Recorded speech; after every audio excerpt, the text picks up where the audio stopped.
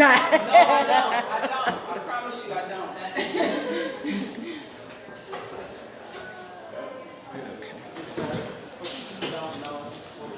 Okay, that's good. That's good.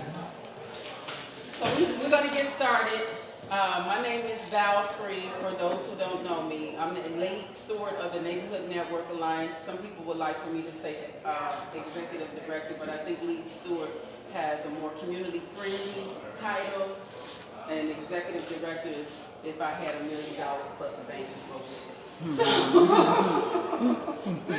but anyway, the Neighborhood Network Alliance is a block club organization. We create networks through block club organizing. The networks that we create are housing, economic development, health and wellness, arts and culture, public safety, education, media, technology, and now at some point green infrastructure. But the goal is to get like-minded people together to work with one another. The main reason why we went from naming ourselves a block club organization is because Generation Xers and Millennials are not interested in block clubs. You can get a few, but you can't get the masses. A lot of times when we ask them, are they interested in different networks like arts and culture, they jump on board. When I say you're interested in a block club, they scream. They're squirmish because of the stigma that comes with block clubs. So our goal is to speak their language, to get them involved in the community, and to tap into the human capital on the block that typically the traditional block club does not do. So most block clubs is 2 to 3 people operating it, and they're not tapping into the folks that's working in these government agencies, could be your eyes and ears. They're not tapping into the people who's working in neighborhood institutions that can be your eyes and ears and bring resources back to you, or the experts in those fields. So our goal is to train them how to do that so that everybody in the neighborhood can feel like they have a place whether they're involved or not. So with that, in South Shore we have a particular organizing strategy that we use. It's called the area council model, where we build that out with people who in the neighborhood within a 15 to 40 block radius. There are 9 on the east side of Stony, and there's 3 on the west side of Stony. We're working on 2 right now to reactivate. It's not new to South Shore, it just hasn't been done in a while. And we're using that model to create our networks to move the community forward at this point. But right now, what I would like to do, because today is South Shore Speaks, we have that every 3rd Saturday of the month. Next month is economic development with the University of Chicago, but this month we're talking about green infrastructure, go green, green efficiency, am I saying that right? Energy efficiency. And so we wanted to see how, coming together and working to see how we can make South Shore, put South Shore on the map to be a green neighborhood. You have a question? You said the 3rd Saturday of every month. Is it here? Yes, it's here. But next month it'll be the 4th Saturday. But typically it's the 3rd Saturday. Okay. So what I would like to do is turn this over to Pastor Enclave, who's working with us through Faith in Place, but he's also a pastor in our community at St. Luke's Missionary Baptist Church. Yay! Thank you, Val, so much for the invitation to engage here in the South Shore community on green infrastructure as well as talking about clean energy. Faith in Place is an organization that's 20 years old, and I currently serve as the Policy Advocacy Director for the organization. And I go throughout the whole state to educate communities, especially communities of faith, on how caring for the earth is really important. I have 2 of our eco advocates are here who will sign you up for energy efficiency, and so I would encourage you to stop by the table before the end of the presentation to just meet with them to see if you are eligible for energy efficiency. But today we really just want to have a conversation around green infrastructure, clean energy, And so I call this a listen, lead, and share. A listen, lead, and share is that you also, as well as I, have conversation around the equity and clean energy. And so feel free to be as engaged as you would love to be, because that's what makes this happen. Well, who are we? We are a group of environmental justice and faith-based institutions, consumer watchdogs, public health, student activists, clean technology businesses, entrepreneurs working alongside community and civic leaders to advance clean energy jobs across Illinois. So that's the basis of the backdrop of the organization that's really promoting this whole idea of clean energy or green infrastructure throughout the state of Illinois.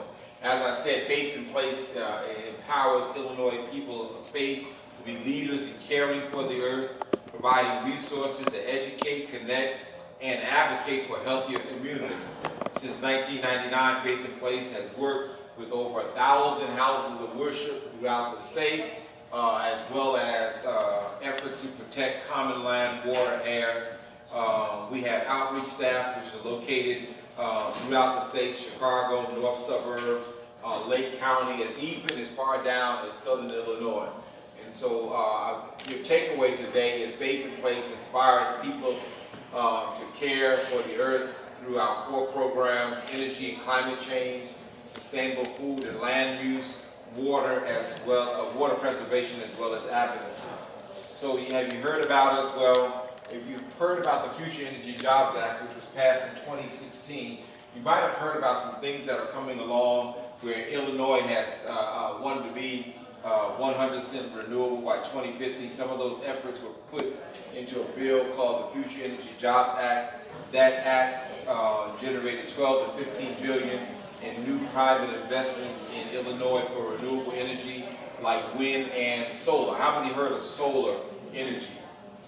Solar energy, wind energy. These are the renewable energies that we're placing our hopes on as we move to a cleaner future in the state of Illinois.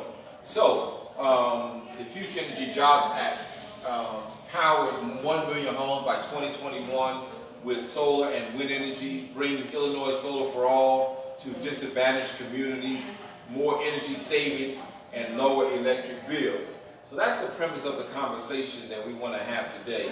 So the state of Illinois, or the people, we call them environmentalists, has a vision for Illinois. And the vision is built on 4 pillars: quality jobs and investments in communities across the state, 100% renewable energy by 2050, a carbon-free electric sector by 2030, and increased electric vehicles. On those 4 pillars, a big piece of legislation was constructed called the Clean Energy Jobs Act. That's the conversation we're going to have today, because when we think about our communities going green, green infrastructure, we need a platform or a bill that makes sure that that infrastructure actually happens. And so some of that, what we're doing is actually having what we call listen, lead, and shares. And a listen, lead, and share is that we want to listen to you. We want to share the facts. We want to hear your facts. We want to make Illinois a leader when it comes to clean energy. So to do this, we want to have conversations with people like you. And at this point, more than 100 conversations have actually happened throughout the state to formulate this great piece of legislation. But there's still more conversation that needs to happen, because what we found out, at least I can say, what I found out is that many people don't know what the communities that are at risk really need. So I don't want to be the person to talk for you. I think you should talk for your own community. What does your community need as we move to a cleaner or green infrastructure? So let's stop there for a second. What do you think our community needs to be greener or green infrastructure? Have you heard about green infrastructure? So what do you think some of the things that we need to make sure happens in our community? I think more empowerment as far as knowledge for what the options are for energy. Excellent. I like the word empowerment and knowledge. and so what we need for clean energy. So that's a good starting point. Grassroots education, so people understand the balance. Grassroots education, and part of my presentation is grassroots education, even around solar. So get more grassroots education. This is a small group, we can just go and get. So basically what they saying is making sure the community is more involved and more educated on green, clean, and how can it be sustainable, and also create jobs for people within the community. Good, good. Let me do some quick housekeeping real quick because, since it's a small group, we should all really know each other. And so since you know I'm Pastor Andre, I'm the pastor of the St. Luke Missionary Baptist Church, as well as the policy director for Faith in Place. Well, let's stop there because we're going to have some engaging conversation. We know Val introduced herself. And so, Julia, you start since. Julia Hunter, I live in South Shore. That's my community website person who work together for peace and part of NNA Neighborhood Network. Wonderful. Sir? So I'm Marcus Gill, Vice President of Dust Clean Maintenance Company. I'm currently I'm a resident from the Woodlawn community. I sit on the Woodlawn Chamber of Commerce, and I'm a friend of that. Wonderful. My name is Kiera Smith-Upton, and I am an associate with the Ladies of Justice at Maple Shield. That's my left brain business. My background is in the arts, and I am currently working with my business partner to develop a live, work, home cooperative for artists that's mixed use, 25 units, and we're in pre-development, and South Shore is one of the communities, strong communities of interest to cite the cooperative. And I just returned this morning for a community development in the arts. We should have a conversation. Faith in Place wants to do create a clean, green energy space or green infrastructure space. And we're trying to find, and so we want to create the whole living space to be green. And so We definitely will. we're looking at doing it in the South Shore. And so it can be a great living space also. So that's a good synergy in the room. How you doing? Hi, Your my name? name is Linda Young, and I live in South Shore. I also volunteer with the Neighborhood Network Alliance, and I'm working to do area council organizing in my community. Oh, and I live in Havelock Park. Okay. All right. Echo applicants in the back? Yes. I am Hokaya, and I am an eco advocate. Basically here to make sure that South Shore knows all the energy saving tips and saving money that are coming back bill. And I have lived in South Shore for the past almost 4 years. I am Sharon Lewis, also an eco advocate. Have lived in South Shore since 1966.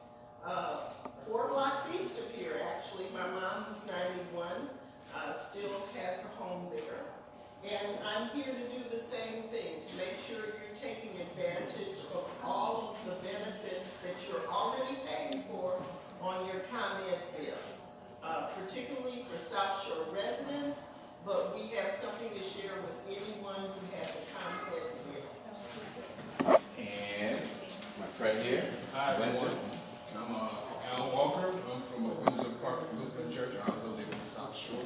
Windsor Park is in the Windsor Park neighborhood of South Shore, and I serve there as the property team lead on the church council. My job basically is infrastructure, and some of the committees or groups that I serve on are the Ready for 100 Coalition with the Sierra Club, which is advocating for clean and renewable energy transition for the state and the city of Chicago and the state of Illinois. We're also part of a network called Shy At Night, which is trying to set up a platform, internet-based cooperative for neighborhoods. Right now our focus is the South Shore community area, and we actually have set up the cooperative and are looking to start to bring that idea to South Shore. And so within the upcoming weeks, we'll be engaging different community level groups to introduce the concept of the platform internet.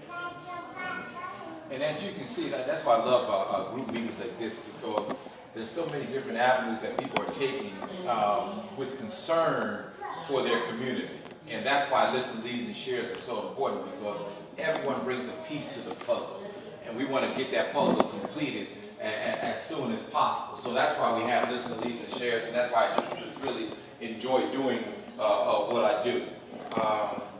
So the one of the pillars on the Clean Energy Jobs Act is a job initiative, or creating high quality jobs and economic opportunities. And so we want to make sure that if there's any green infrastructure that happens, especially in the state of Illinois, especially in communities of color, especially in communities that have been at risk, we want to make sure that high quality jobs and economic opportunity is definitely a part of that. And so if we're going to have a vision for clean, equitable energy for all, it has to start with high quality and jobs and economic opportunity, because everyone knows somebody that needs a better job or a quality job. And so let's start a conversation around this. Clean energy jobs in your community. What do you, your family, and your community value as the most important benefits of clean energy related jobs? And that's a question. When you start thinking about clean energy jobs, what's some of the things or the values you place on those type of jobs?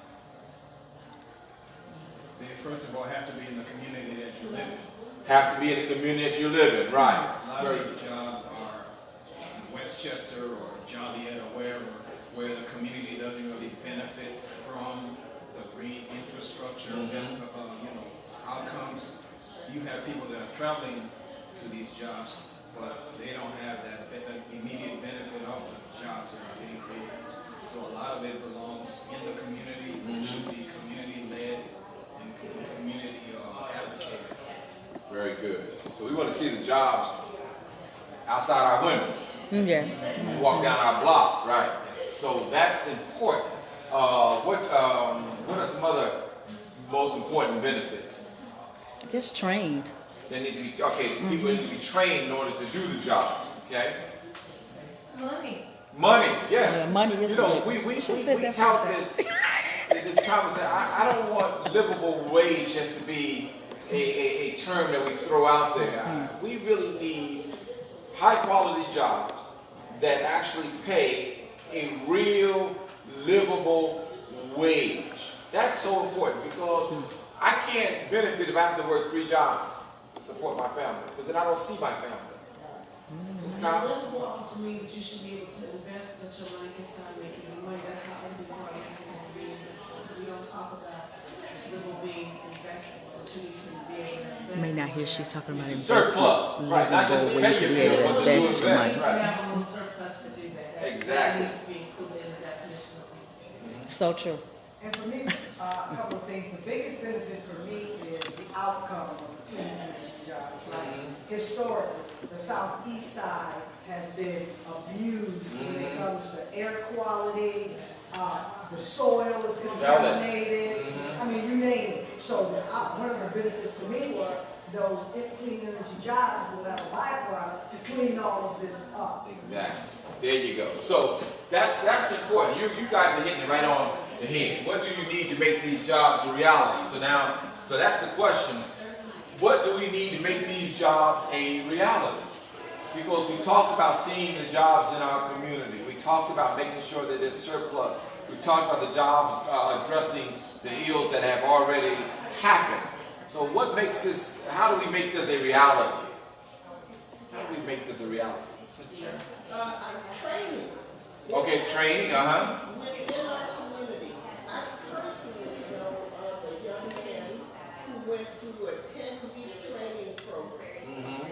He went from unemployed to now being a supervisor in less than 6 months, making over $80,000 a year in solar energy. And these jobs are out there, but historically we have not been made aware, and we have not participated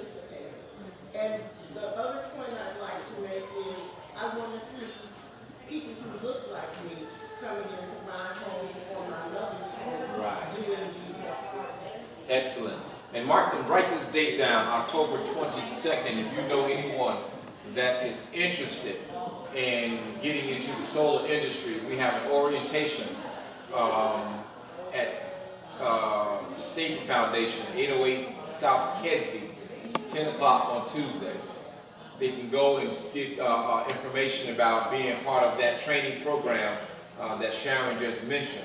And these are real training that results in real jobs. And I can speak for that. So what do we need?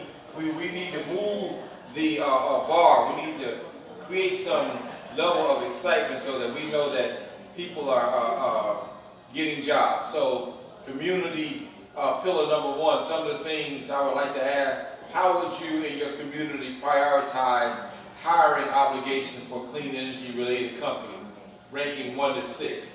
And we already mentioned this, hire locally.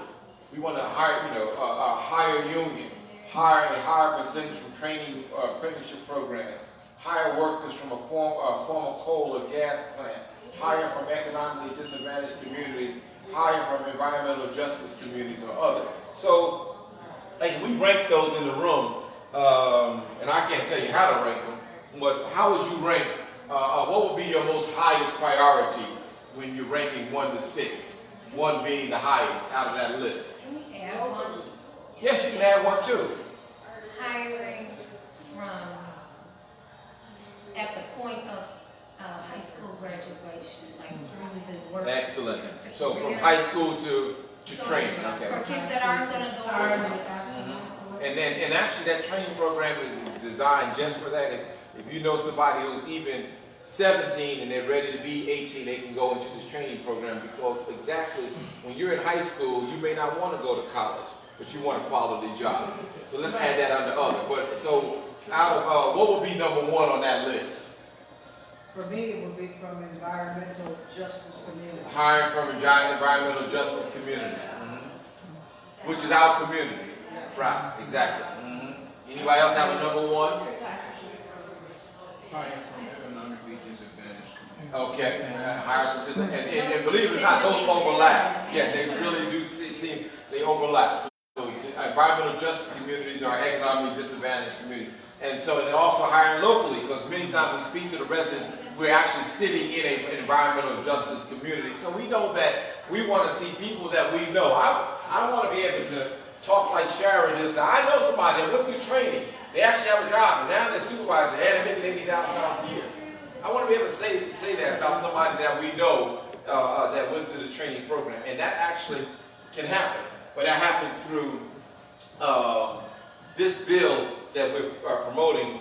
Make sure that we have hiring locally, hiring in economically disadvantaged communities, as well as environmental justice communities. And so we have to make sure that it's legislated. Pillar 2 of this bill, and something that we want to talk about, talks about we want to expand renewable energy and energy efficiency in an equitable manner to set Illinois on the path of 100% renewable by 2050. Well, there has to be a plan in order to get there. We can talk about we want to be 100%, but right now we're somewhere around between 8 and 11% renewable use in our energy in the state of Illinois. And we're trying to, in 30 years, we're trying to be 100%. So that means we got what? A lot of work to do. Yeah, there's some heavy lifting that has to happen. And what has kept us from moving is people are resistant to change. And there's some corporations that are resistant to change, because there's some people making a whole lot of money on dirty energy. There's a lot of people making a whole lot of money on polluting our communities. And so we want to see, how do we get to the point of getting there? Well, here's the question. What would it take for you and your community to support nearby renewable developments like solar and wind energy?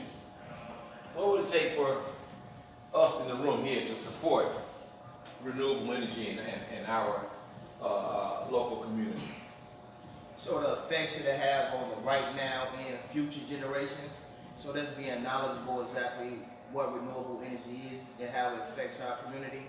And the second most important thing too would be ownership. So when I speak of development, I always think of ownership and entrepreneurship. How can we own some of those businesses? How we in the same form that we're teaching our youngsters to create and get these jobs. And just like like you said right there, not only just when you get out of high school, how can we invest into high schools? So then in junior, senior year, there are actually some intern programs where people are learning to get these 70,000, 80,000 jobs, so they can continue in their education, finish high school, and know they have a job when the high school education is completed. Very good. And I think our outreach should start way before high school. We should be talking. So the city of Chicago, I'm just going to use one example that I'm appalled by sometimes. The city of Chicago can't even get a recycling program popping. It's something wrong. It's something wrong. So we need to start in our own homes talking to our babies about, that's paper, you can put that. So they're now aware that, because I can't believe that a city as big as Chicago, and I don't want to hear all these things about, people just don't care to separate. I'm not hearing you.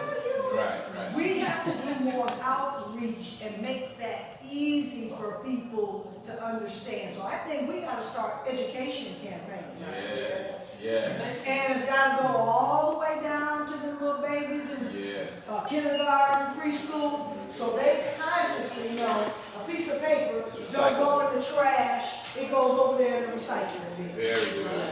And I'm so glad that you said that education from from toddlers on how to care for the earth. And that's really through changing our behavior.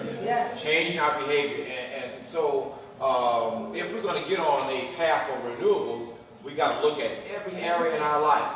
That's the great thing about Faith in Place, because we really love educating people on how to recycle, reuse, repurpose. Exactly. Yes. Question. I think it's more maybe addressing that second question, hurdles, and the conversation that was just going on about educating the young.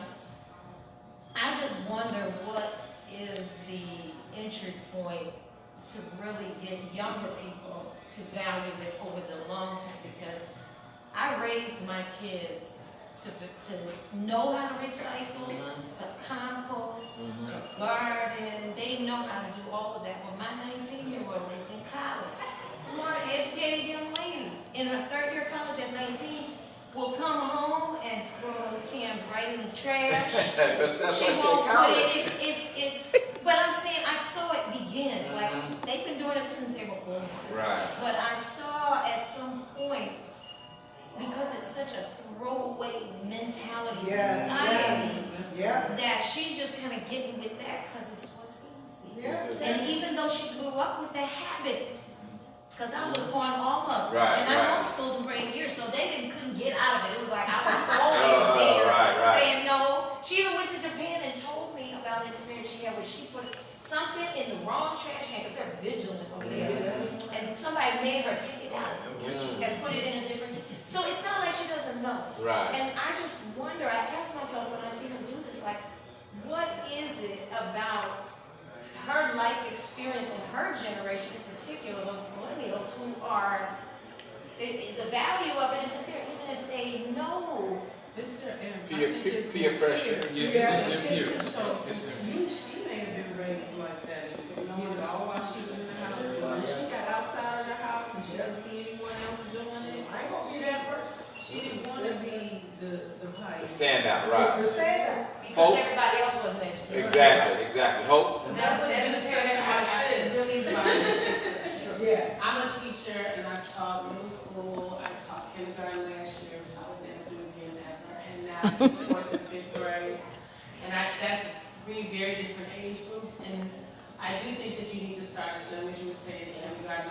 I actually partnered with Faith in Place to bring the monarch education, because we were talking about butterflies and life stages and how we can make it easier for the butterflies ourselves by planting milkweed and taking care of our, all the different things. So they got to learn things from that, and they are very, very serious. They probably made a lot of their parents and milkweed, because I gave them little milkweed plants and the milkweed seeds to kind of force that to happen on purpose.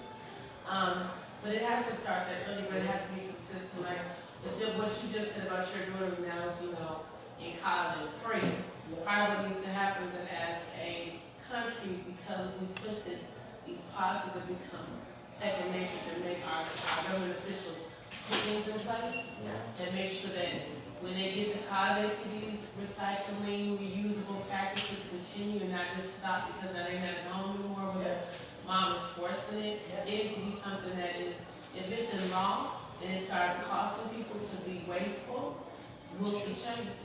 I feel like until we start finding people a lot of money for being wasteful, for all the emissions they put out into the world that we're taking and making it stick, until we find people and hit them in the pocket, it's never going to change.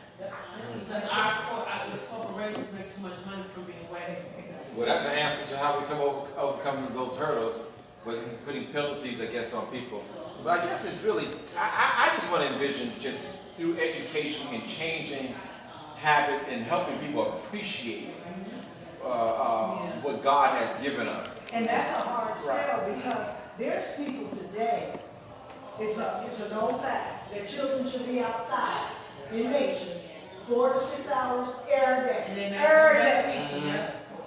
And I look around at some of these kids, they lucky if they get outside 1 hour a week. Yeah, because we have video games and things. There's no appreciation for the earth, for nature. Everybody thinks things happen in a room. You have to be intentional and purposeful Yes. in anything that you want to change. Sharon? The pillar 2, when I'm looking at energy efficient appliances and renewable energy, solar, etc., in your own personal home, we really have to educate on the programs that make it possible for our community because it's very expensive. Yes. But there are programs whereby you can, for zero cost, retrofit your home Right. and even get renewable energy credits because you're generating more energy than you're using. So you can be selling it back to the selling it back to ComEd. Be your own electric company, I call it. Yeah, and I don't think people understand. And I think it's back to that They don't education. understand. Yes, education. But when I say education, don't just educate me on the initial no cost.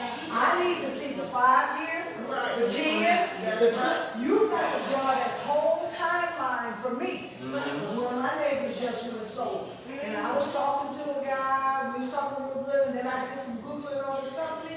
No, I dropped him just like a hot potato. He said, exactly what you said. Oh, it's no cost to you. I said, but I can't go with a company, one, who's getting some bad reviews in terms of its customer service and responsiveness. So I backed away. That fast. So we've got to put the whole picture together. We got to say who those recommended or preferred vendors are that our community should work with. Because you got all them eagles flying around trying to get a little nip of everybody's little. That's true. But let's talk. But educating consumers is super important. So we be educated.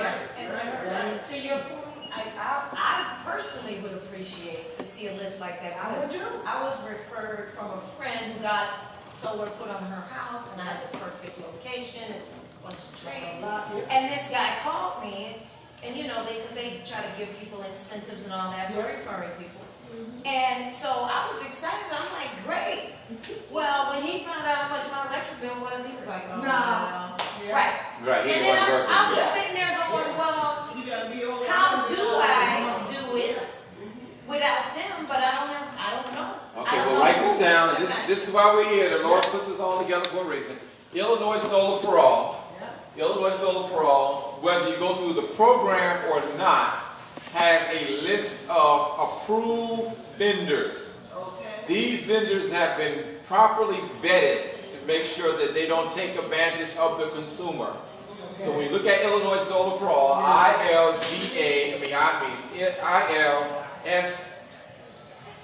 ILSFA, so Illinois Solar for All, you will find a list, go to approved vendors. And when you go to approved vendors, you'll find the vendors that you need to use to, whether you buy into solar, and all of them, whether you go through the Solar for All program or not, will still offer you the same deal. We'll come in, we'll put the solar in, because they understand the value of retaining you as a customer, because you're going to be their customer for the next 25 years. Okay, so that's part of the, so the Illinois Solar for All program is designed for those that are in environmental justice communities. And so for the waiting list for that, you might be waiting till the end of 2021, to be honest, because of the selection process. So if you become a candidate, they come out and they interview you, you get into a queue. And when you get into the queue, they choose certain projects to go for, and then you can, once you selected, they'll come and put the panels. But even if you don't put panels on your house, this is so important. Write this word down, called community solar. Whether you put a panel on your house or not, community solar is arriving as we speak. Projects are being developed and projects have been approved. As those projects are approved, you can start buying in to community solar. Those same vendors on that list, if their project has been approved, you don't have to have any solar on your roof. You can automatically say, I'm just going to go through that company, I'm going to buy my solar from them. You're still going to receive a 50% reduction. One company was offering a reduction of 85% on your bill. So you still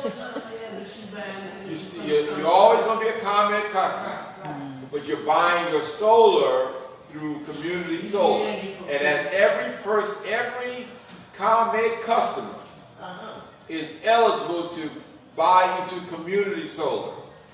And it doesn't have to be a solar farm next to your house.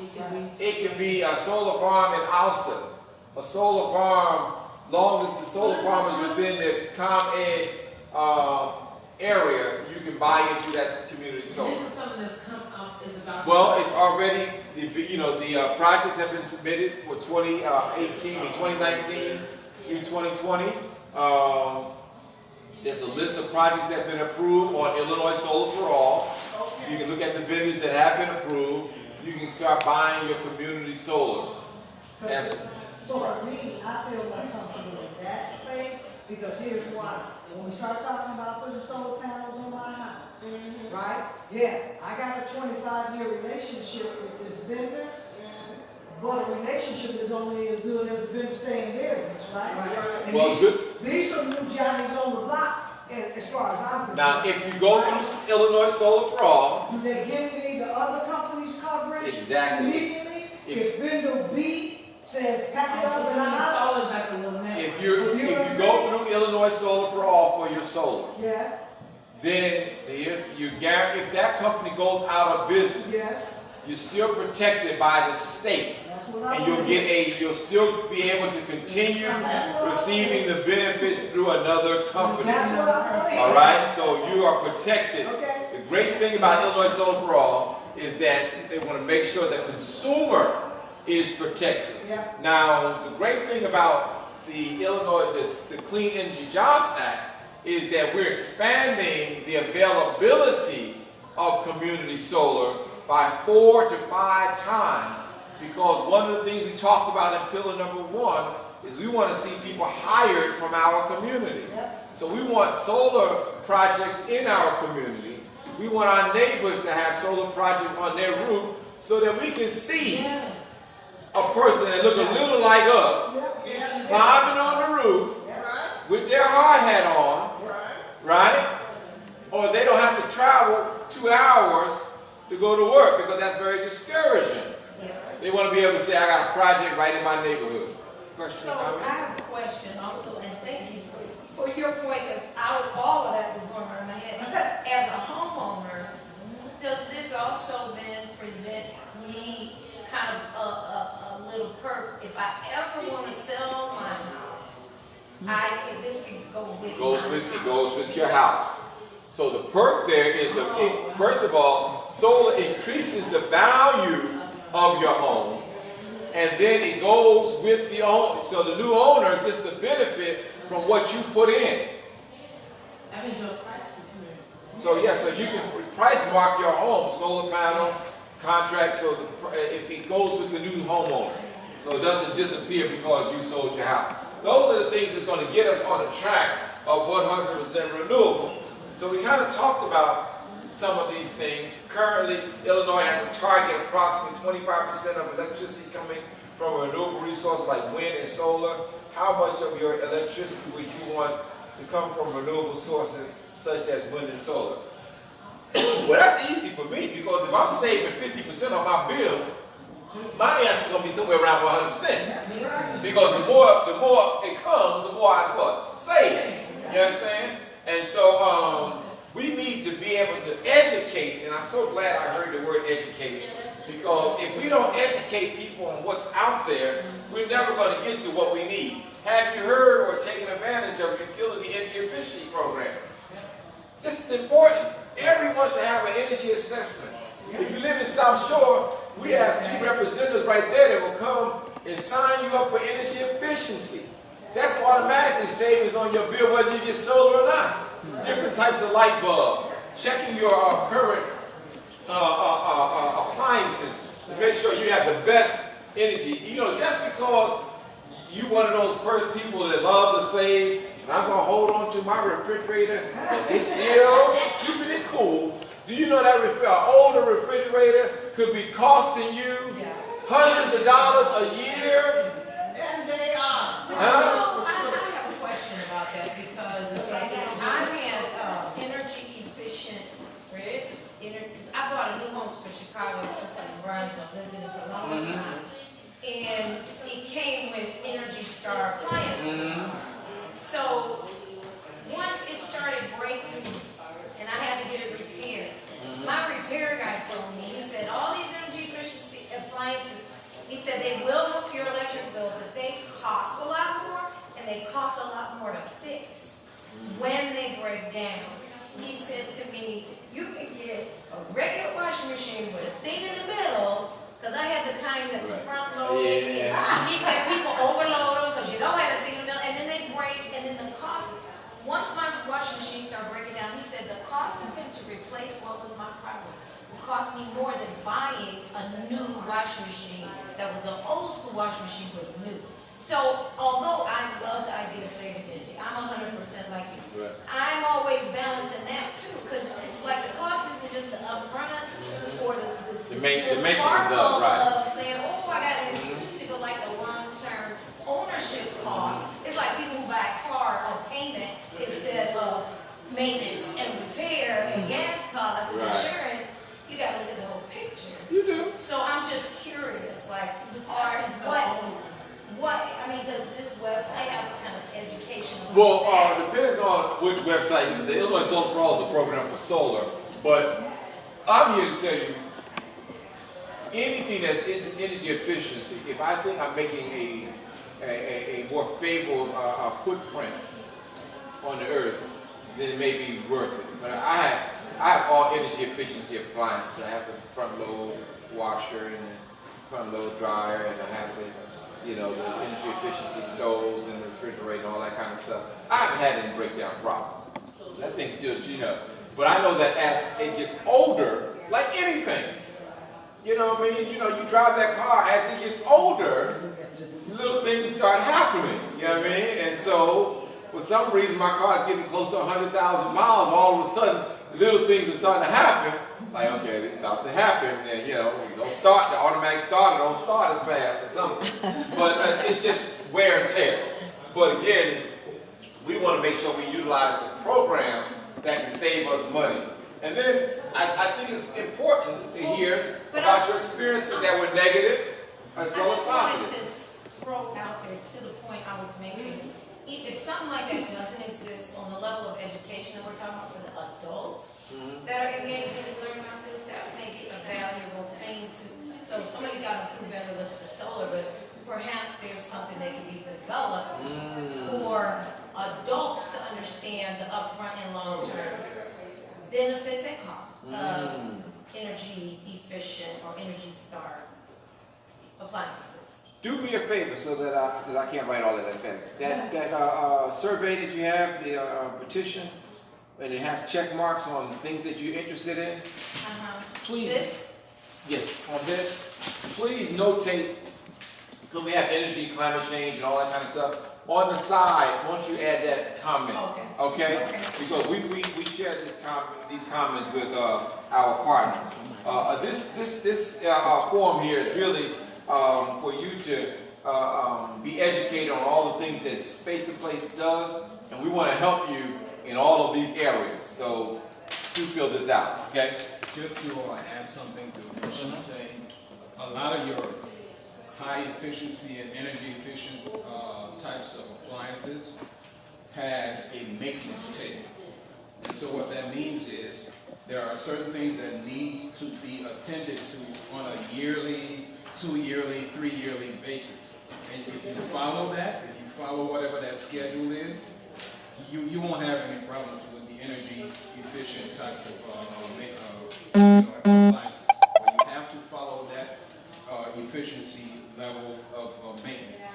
For the newer appliances are automatically going to be more maintenance heavy because they're more electronics based as opposed to analog based. So you have to follow that maintenance table that you have for your appliances to be as efficient as they need to be. I think that comment that he's making is also applicable to every unit of a house. Yeah. If you're not following that maintenance schedule, you're pushing it further and further into an inefficient operation. Think about your car. I'm about to say, yeah, cars like that.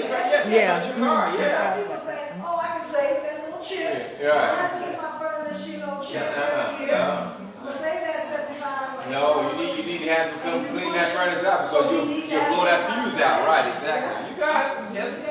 Wonderful. Good conversation. The other thing is, in order to maintain your warranty, you have to prove that you've been doing the preventive maintenance, or else you'll be paying for the repair. Okay. We want to stay on track real quick, so let's talk about pillar 3, because this has been some great conversation. We want to achieve carbon-free and pollution-free power by 2030. Now, it doesn't affect us as much in Chicago because we don't actually get a lot of our energy from carbon in Chicago. We don't have coal plants in Chicago, but in other parts of our state, they get a lot of their energy from coal plants. We get a lot of our energy from nuclear. Y'all know that? Yeah, we get a lot of our energy from nuclear here in the Chicago area. And so, and nuclear is not actually super clean, but it's cleaner than coal. But we want to be in a position that we transition out throughout the entire state out of carbon. And so fossil fuels are a thing of the past. You can look it up and hear about businesses going out of, companies going out of business that are in fossil fuels. And so that's just happening every single day. So, but in order to get there, we got to have a plan. So pillar number 3 talks about the transition out of fossil fuels as fossil fuel plant retirements in your community. Now, when I'm downstate, they get real excited about this particular pillar because a lot of them live close to fossil fuel plants. They smell the smoke from the fossil fuels. They experience the coal ash. And so we want to make sure that we protect those communities also with long-term investments in those communities, because we're going to try to transition them out of the carbon-free sector. In doing that, we still have to be a part of creating the new job training, prioritizing coal communities for clean energy jobs in those areas. One of the things I want to share with you is that there will be 13 hubs throughout the state that train and help entrepreneurs develop businesses around clean energy as we expand in this bill called Clean Energy Jobs Act. So keep that in mind. But now the last thing on this whole clean energy is pillar number 4 is electric vehicles and mass transit and alternatives. Now, how many of you have heard of an electric car, electric vehicle? How many own electric vehicles? Anybody own a hybrid? Okay, well, I own a gasoline car too, so. But here's what we're trying to do. We're trying, just like recycling has been a problem because of lack of education, and I think they just dropped those blue cans there and said, do what you want with them. Exactly. Right. The same thing. We have to educate people about electric vehicles. And electric vehicles are not just for the rich. It's not just for those that can afford a Tesla. There are affordable electric vehicles. But one of the things that have been a problem with moving into electric vehicles is the infrastructure is not there. Green infrastructure says that there has to be something that makes me desire to have a electric vehicle. That means I don't want to worry about riding down 55 and I look there, my battery about to die, because I don't want to be stuck on 55 because there's some places in the state of Illinois just not safe.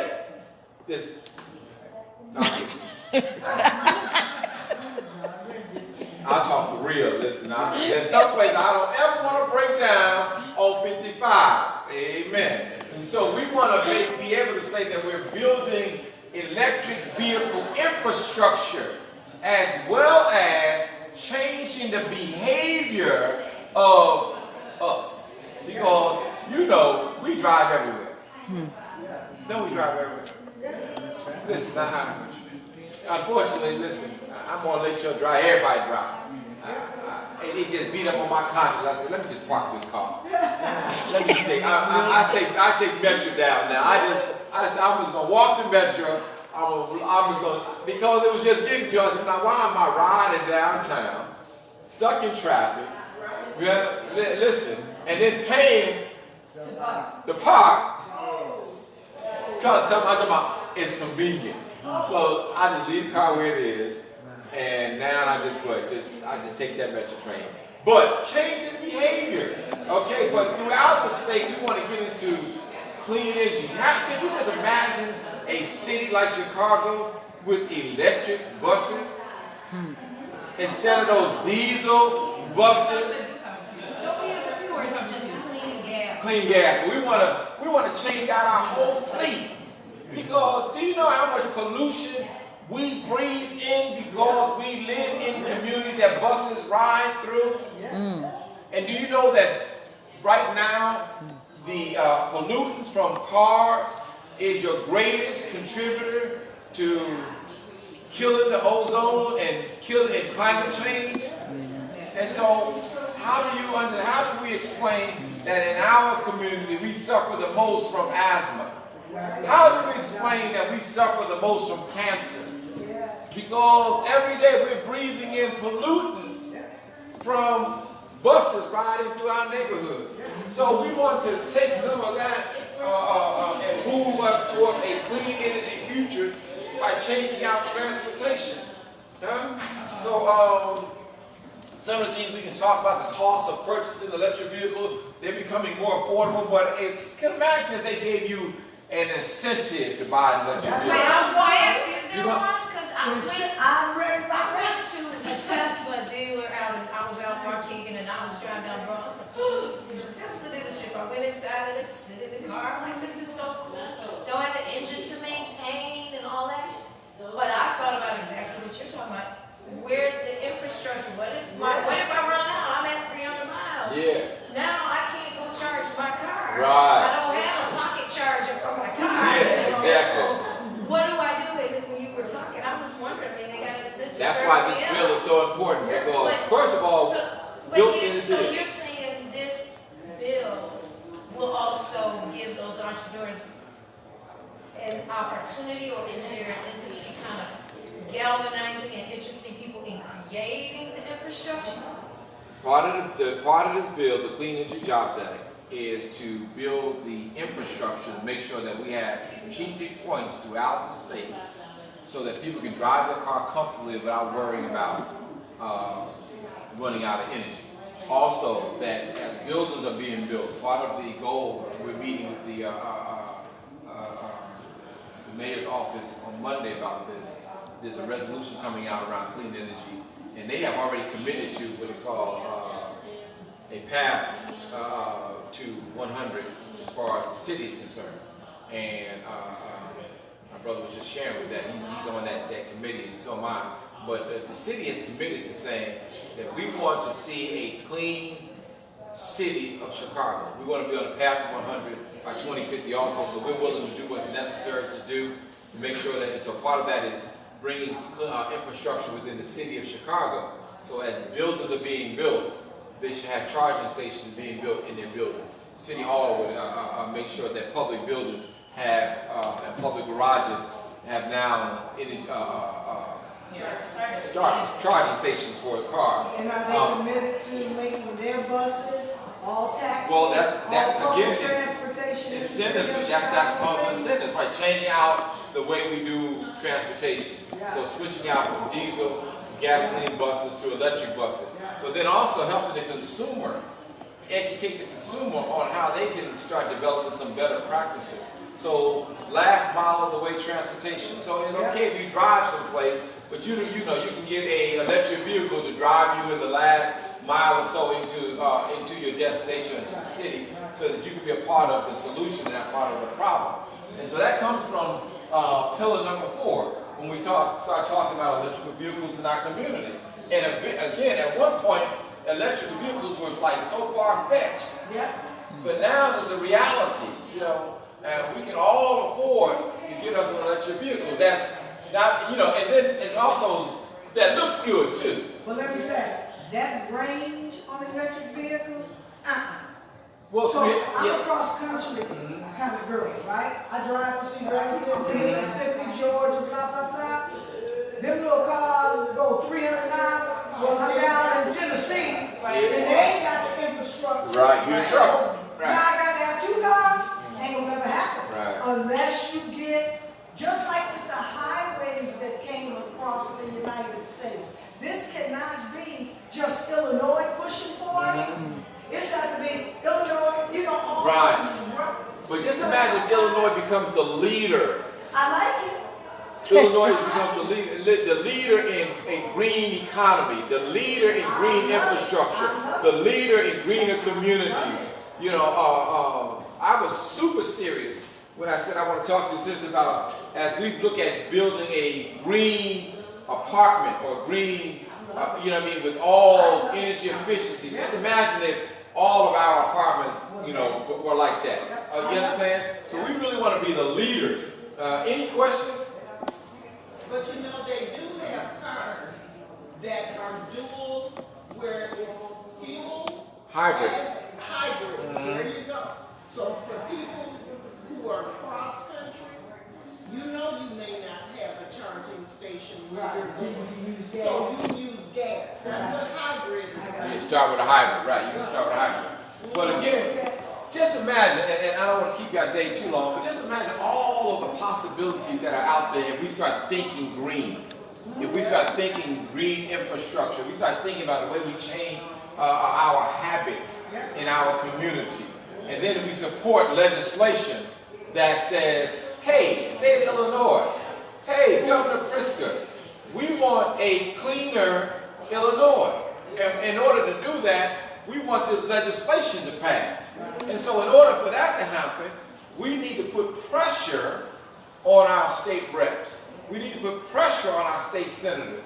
And we need to put pressure on our governor to say, we want this, we don't want this next year, we want this now, because if we don't do it now, it's going to be another 2 years before we see it anyway. Because the Future Energy Jobs Act was passed in 2016, and we're just seeing the results of the bill being passed in 2019.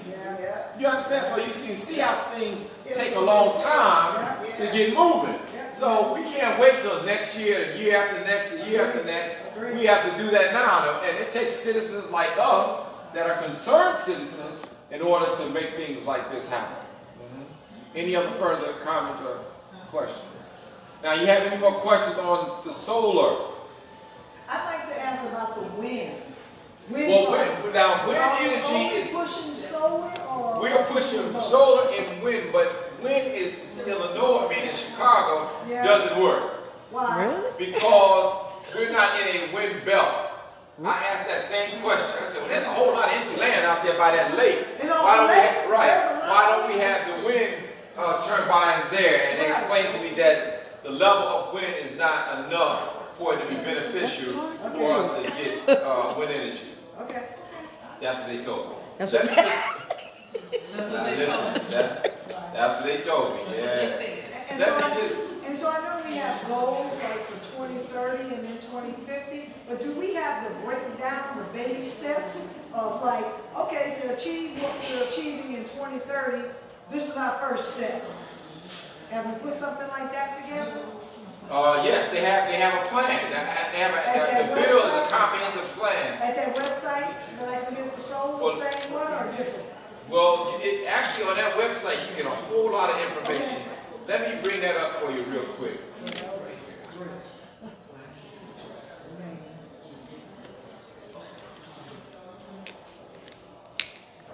Make sure we have everybody on the same.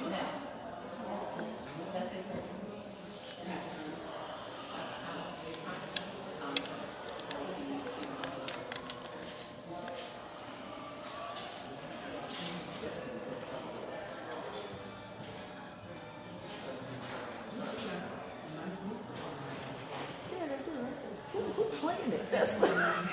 I'm going downstairs. Yeah, we all gonna get that. I'm like, what's the music? I'm a pastor, but I like the music. Gonna trigger something up here. Everybody said, let's go downstairs.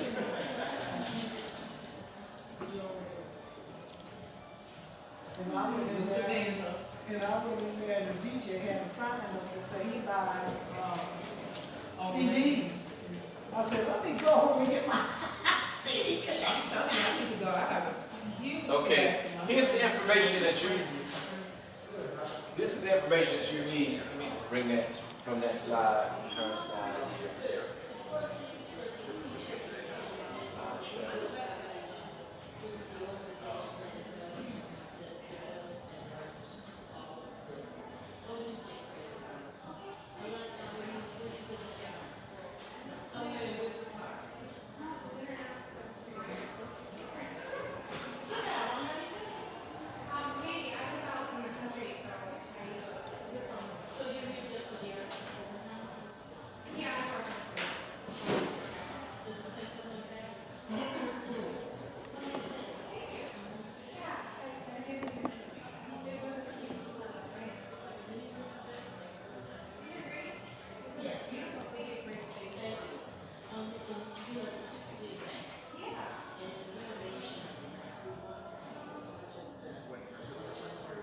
Trying to bring up the slides and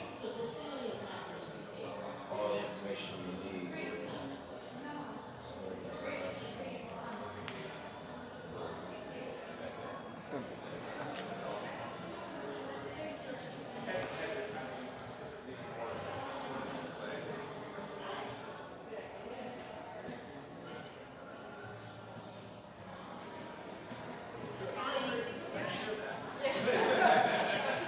Absolutely, it was. Take care. Thank you.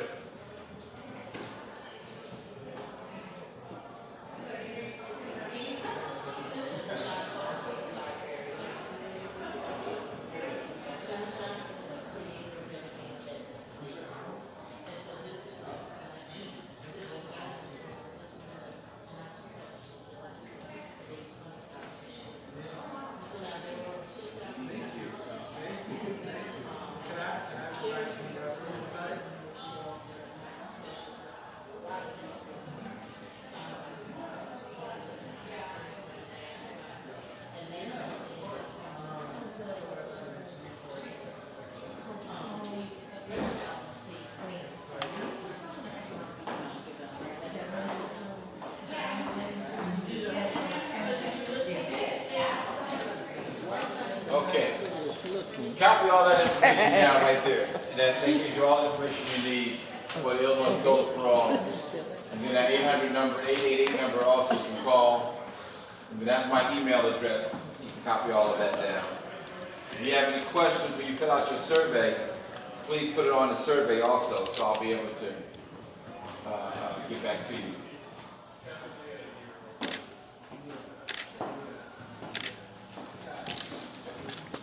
So the next time Val invites us back, we're going to actually do some more engagement around some of the things that Faith in Place offers. Again, we do talk about community gardens, going green infrastructure of your church, all that kind of stuff. So today we just want to have a conversation around clean energy. Now, if you are inclined to go with us down to Springfield on Tuesday, October 29th, we have a bus leaving from Trinity United Church of Christ, which is at 490 West 95th Street. That bus leaves at 6:30 in the morning. The bus is free to go. You also get a t-shirt. If you don't have lunch, you can sign up for a lunch online also. They give you a lunch. And we're going to advocate for this Clean Energy Jobs Act. Also, we have a bus leaving from 6th Grace Presbyterian Church at 35th and Cottage Grove. If you want to go north. I'm going. And so we'll be down in Springfield on that day advocating. The great thing about the Springfield trip is that you get a chance to go through the Capitol, tour the Capitol. Also, you get a chance to meet your legislators, go to their office, right there where they work. You get to see where their office is. Many of them will stop and have conversation with you, invite you into their office so that they can find out who you are, especially say, if you're my representative, they want to hear from you. So that's a good time to engage with your representative. How many know who their representative, their state rep is? Okay, so if you're in South Shore, you probably are Curtis Tarver, right? So Curtis Tarver is your representative. If not Curtis Tarver, you can still be in South Shore, and Lamont Robinson could also be, depending on how far north you are. And then also, depending on how far west you are, Camp Buckner can be your representative also. Then also, or if you're a little further south than South Shore, your representative could be Nicholas Smith. He can also be your representative if you're in the hundreds. You live in the 100s. Lamont Robinson and Marcus Evans. Marcus Evans also. If you're off of Stony Island going towards Cottage, you can be Marcus Evans. All of those my friends. They're good folks. They would love to hear from you. Your state senator could be Senator L.G. Sims or Senator Robert Peters. Okay, depending on where your cutoff is. Okay, so you get a chance to meet them. Of course, you know your governor is J.B. Pritzker, and your lieutenant governor Stratton, Juliana Stratton. Can you repeat the trip details for the 29th? 29th, leaving from 6:30 from the Trinity United Church, or okay, and you can go the link is at the bottom of that. You can go on and sign up on that link. Make sure you put Faith in Place as your sponsoring organization. That's right.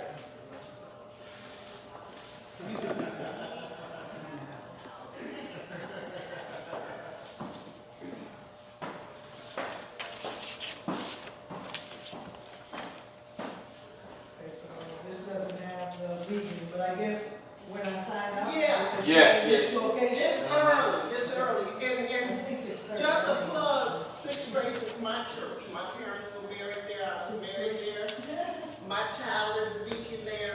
But I also go to Reverend Iron Place Church. I've worked here before as an ambassador.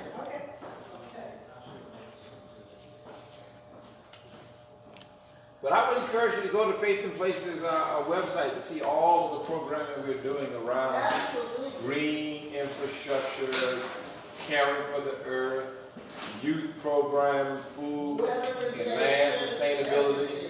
We have a Winter's Farmers Market series coming up where we actually have farmers markets on Saturdays or Sundays throughout different communities, where you can go and you can purchase food, and then if you, we encourage people to come. If you know somebody that uses Link, they have Link Match.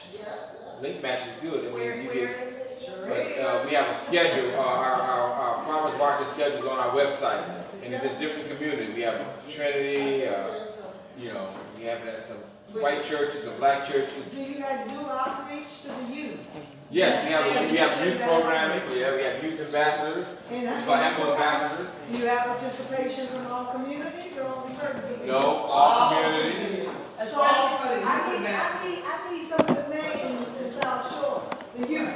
Because I want to call them out to some of the community gardens that we do. Windsor, this church. Yeah, they have a beautiful garden. Okay. 76 in Saginaw. Right, yeah, Yeah, Saginaw. Now they have a community garden.